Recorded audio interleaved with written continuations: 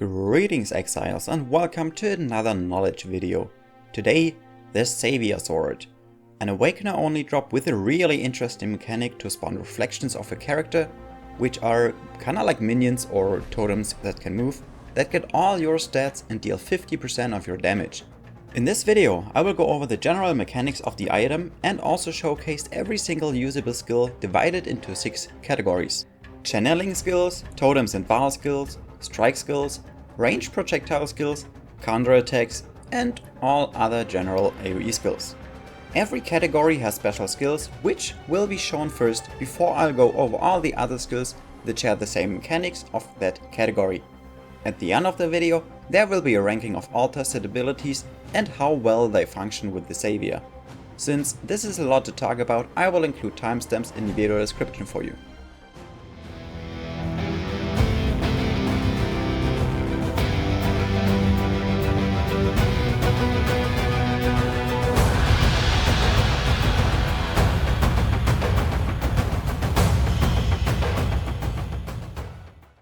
As I mentioned earlier, this sword only drops from Awakener and cannot be obtained in any other way at the time of this video.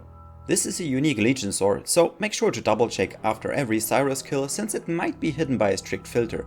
With all maxed out stats and 30% quality corruption and no corrupted implicit, it only reaches just above 260 PTPS at 5.6% crit. Both these stats are extremely low compared to a foil of a similar price. So the special thing about the item is the line that says triggers level 20 reflection when equipped. This line might make you think the reflections will be spawned just by equipping the sword. That's wrong. You have to critically strike with the sword in order to spawn one reflection, which will then use the skill it was triggered with. The reflection always spawns on top of your character and is a copy of your character with all the exact same stats of your gear, passives, flasks, auras, just like literally everything but at 50% of your damage. It can be seen as a moving totem which cannot die or be focused by enemies. Things like Righteous Fire sadly do not get copied by the reflections. There can be a maximum of 2 reflections, which means under perfect circumstances you will be able to double your damage against single targets or up to triple your AoE coverage while clearing. You cannot control the reflections. They act like aggressive minions and they are stupid, so you won't always be able to get the most out of every situation. As soon as you crit with a different ability, like a Leap Slam while moving, a reflection will be replaced by one that's using a Leap Slam. The reflection has a base duration of 10 seconds, so you won't be able to simply spawn them and then let them clear on your own. The reflections cannot trigger new reflections or anything else, so if your build relies on triggers like cast on crit or cast while channeling, the reflections won't be helpful with that. During most of my testing I have either cast while channeling or cast on crit linked to Bladefall to see if there are any exceptions. Sadly, I couldn't find any, so all the Bladefall procs you can see are the ones my character and not the reflections proc. Another thing my testing showed was that the reflections can trigger some, but not all on-kill effects, like Herald's Crusader Explode mod, or some things that say something like when you kill blah blah blah. As example, I tried the sword with Headhunter, Inspired Learnings and Solstice Vigil. When the reflections killed a rare pack, I got the modifiers from Headhunter and the Inspired, but didn't get the Shaper's Presence from an amulet. Sadly, there are way too many on-kill effects in this game to test all by myself. So, if you have a build that relies on those kind of things, you might want to try yourself before fully committing into a Saviour build. Let's have a look at channeling skills. All of them have their own special interaction with the Saviour. But overall, your reflections usually will keep channeling no matter if there is an enemy close or not. This makes Blade Flurry extremely bad while map clearing. If you do not move too far away from your reflections, they won't teleport to you. Instead, they will just chill wherever you spawn them and channel into nothingness or just do nothing. They also won't stop channeling at 6 stacks, so they are not even that good for bossing where moving doesn't matter. An interesting thing is that once the reflection re-aims onto a different enemy, it will interrupt the channel for a split second. Similar to Blade Flurry, Charge Dash reflections keep channeling until the enemy is dead and then remain in place until a new enemy enters the area, you go too far away, or they simply despawn. The skill is a little bit better for clearing than Blade Flurry because Charge Dash teleports the reflections once they re-aim depending on where the channel ended. The best channeling ability to use the Saviour with is by far Cyclone. The ability to move while channeling nearly eliminates the negative side effects of the sword. As long as you keep on channeling, the reflections will be able to keep up with you. However, if you use a movement skill or simply stop channeling and start moving, you will most likely outpace the reflections, resulting in them being far behind you and thus not granting the possible full AoE and damage boost. Totem skills. Simple, they don't work. I tried it out with both Ancestral Totems and other totems without being able to proc reflections. Vaal skills. Simple as well, they do not trigger reflections at all. All strike skills are kinda good to use with the Saviour. The main negative is that reflections aren't as fast as you if you use movement skills, but that's true for every skill. So if you're playing a strike skill that says with physical, crits and swords, the Saviour is a really good option anyways. The first strike skill I want to talk about is Wild Strike, because of the special interaction with the unique jewels. Without any of those jewels, the reflection will proc all 3 elements at random. But once you use the jewels to block out elements like I did with Cold and Lightning, the reflection will also just be able to proc fire. The same is true for an elemental hit. Another quite unique strike skill is Flicker Strike. This skill lets you bypass its cooldown by removing one of your frenzy charges. So I tried if reflections are able to bypass the cooldown as well. Sadly, they can't. You can see a clone having a frenzy charge right after using the attack, but it still waits for the cooldown, which makes Flicker Strike not the best choice for the Saviour. Smite is next in my list because of the aura the skill grants. And interestingly enough, the reflection can actually proc the aura effect from the skill, which in the end doesn't really matter, but I thought this was interesting anyways. And talking about providing auras, I also had to try out Vigilant Strike. In combination with its unique jewel, the attack grants Fortify to nearby allies on hit. That's also true for the reflections, which will refresh the buff. Might be interesting in a support build, but I can't really imagine a support build building towards critical strike chance. Static Strike has the unique effect that after striking there will be lightning around you hitting enemies. That's also true for reflections, which makes the Saviour a viable option and a possibly greatly increased clear speed for that underused skill. Infernal Blow, a skill that most of you probably have never even seen. I highly suggest you try that skill because using the Saviour on it makes this attack even better. Hitting an enemy with Infernal Blow will put a debuff on them. The debuff causes an explosion when you reach max stacks, the enemy dies or the duration ends. The Saviour clones will not only help applying this debuff to more enemies, but also make you reach max stacks a lot faster in single target situations. Dominating Blow has an interesting mechanic as well. If you hit or kill enemies, you will spawn minions with the stats that enemies had. Certain conditions apply, but that's not what this video is about. Sadly though, the reflections cannot spawn their own Dominating Blow minions, which means the Saviour shouldn't be used with this skill.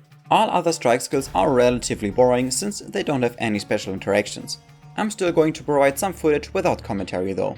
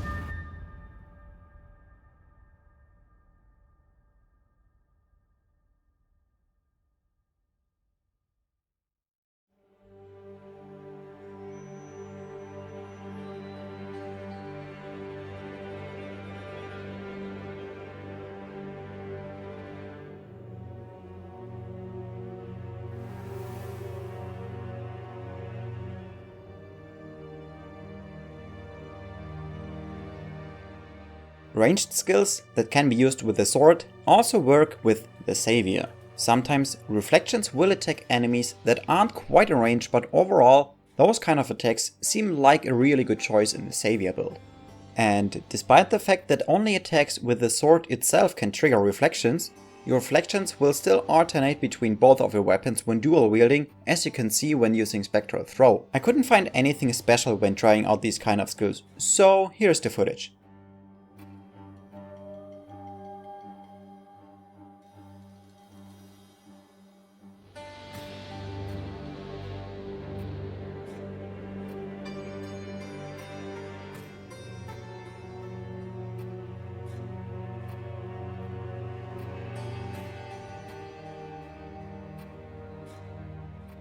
You can actually proc reflections with counterattacks. The only problem is, those reflections will simply stand there and do nothing, and I believe aren't even able to proc their own counterattacks since they can't be damaged or focused by enemies.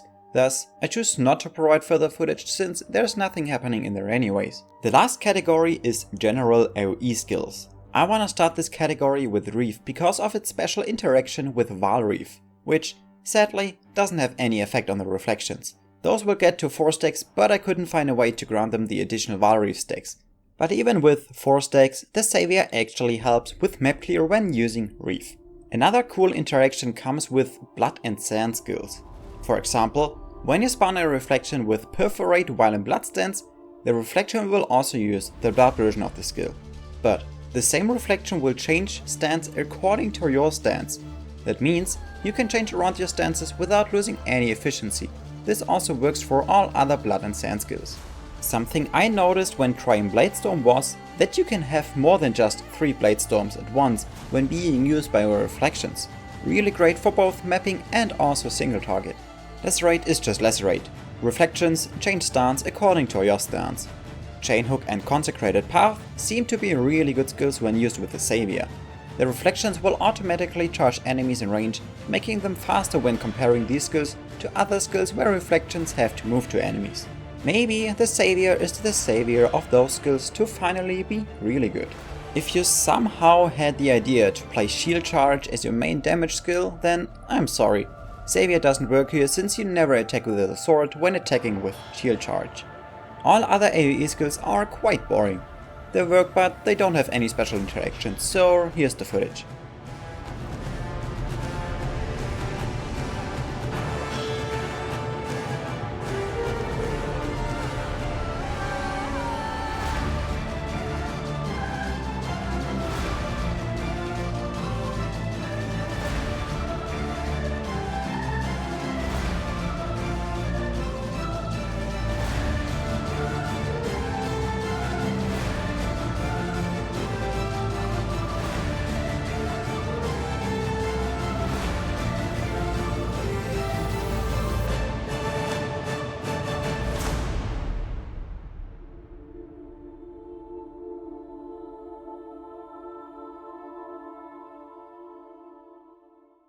The last thing I did was to create an overview of all skills and how the Saviour mechanically improves those skills. The Saviour helps all skills in single targets since they will keep attacking if you currently have to dodge a boss mechanic. Despite a skill not greatly benefiting from the overall reflection mechanic, the Saviour can still provide a great advantage when bossing on any usable skill.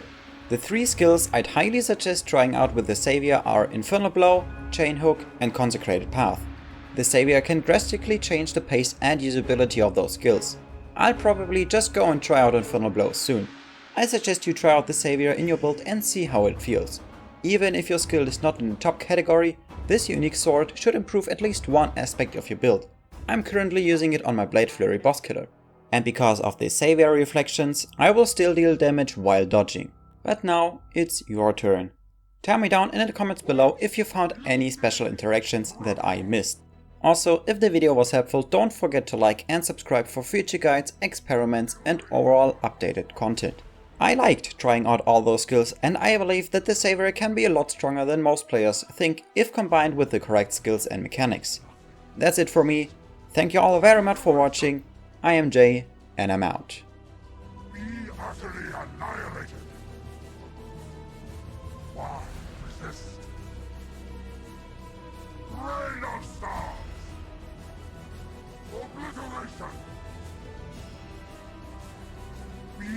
utterly... The others found strength in their projections.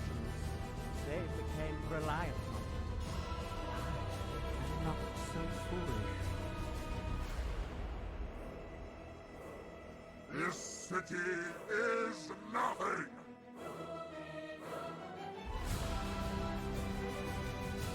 Fury of the cosmos, pointless! Creation itself! Rain of stars! Glorious waves! Embrace. Is life really interesting enough to warrant all this pain?